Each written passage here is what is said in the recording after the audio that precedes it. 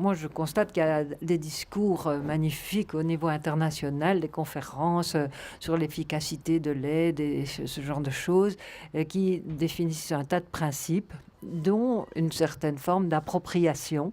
Là aussi, donc l'appropriation par les autorités nationales des programmes de coopération.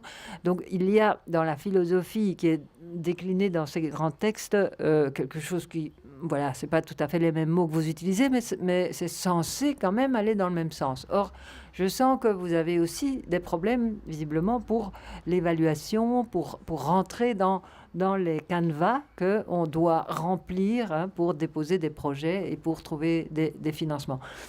Donc, je voulais savoir quels sont les obstacles que vous rencontrez.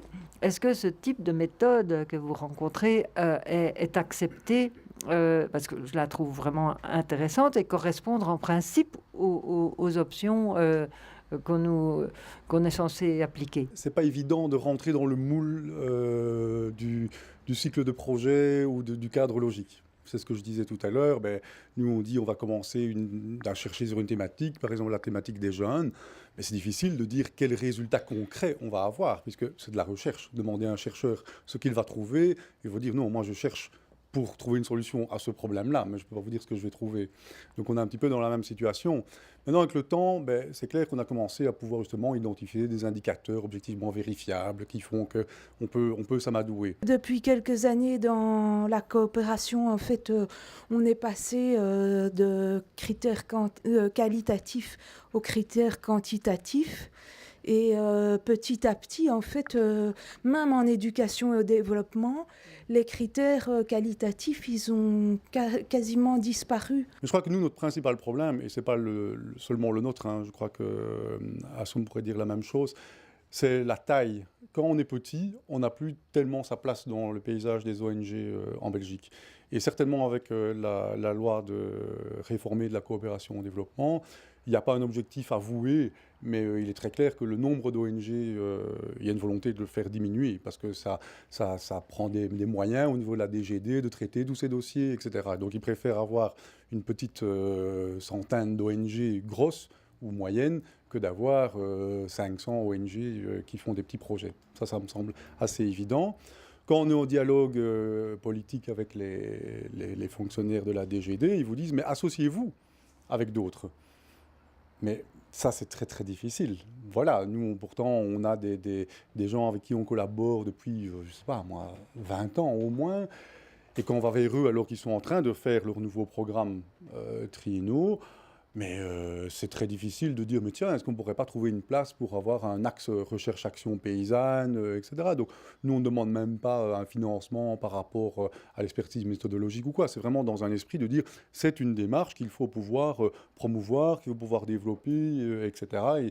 Et même, à un moment donné, peut-être avoir un temps d'arrêt que pour essayer de retravailler, reconceptualiser nos principes méthodologiques, parce qu'il y a plein de choses qui sont ajoutées. Ça, c'est vraiment une difficulté pour nous. Soit de dire on doit devenir avec une taille suffisante, soit on doit s'associer avec d'autres.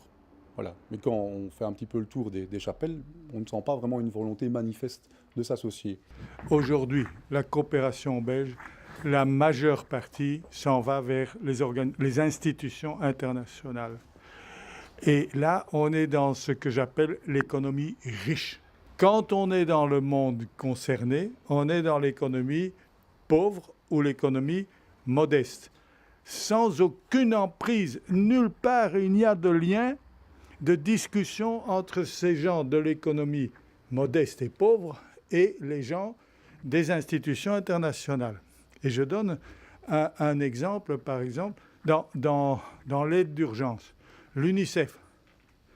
Un jour, il y avait des groupes, au moment du volcan de Goma, on a demandé à des gens, à l'UNICEF, de donner un peu à manger aux jeunes qui étaient là. Je ne sais pas si toi, tu étais au courant de ça. Aux jeunes qui étaient là. Il fallait 1 000 euros ou 2 000 euros. Rien. Impossible d'avoir ça pour des gens qui sont des réfugiés. Direct, on voit le volcan qui leur descend sur la tête et on n'a pas l'occasion, au niveau de ces institutions, de mettre quelque chose. Mais inutile de dire qu'il y a quelque chose qui ne va pas. Qu'est-ce qu'on sauve avec cet argent de la Belgique qui va à l'UNICEF. Qu'est-ce qu'on sauve Où est-ce que dans l'UNICEF, moi j'ai été beaucoup confronté à ça, où est-ce qu'on sauve l'idée que développe Sylvain ou Hugues ou moi-même ou Jean, où est-ce qu'on sauve cette idée dans ces institutions? C'est nul, il n'y a pas. J'ai eu une seule expérience dans ma longue carrière où on m'a posé des questions. Sinon, on ne pose pas de questions là-dessus. Inhérent à l'administration, tu as des procédures. Et ces procédures, même si elles ne sont pas forcément pensées que pour empêcher que les choses se fassent, elles sont malgré tout très lourdes et parfois impossibles à développer. Hugues rappelait le dossier de Nirangongo.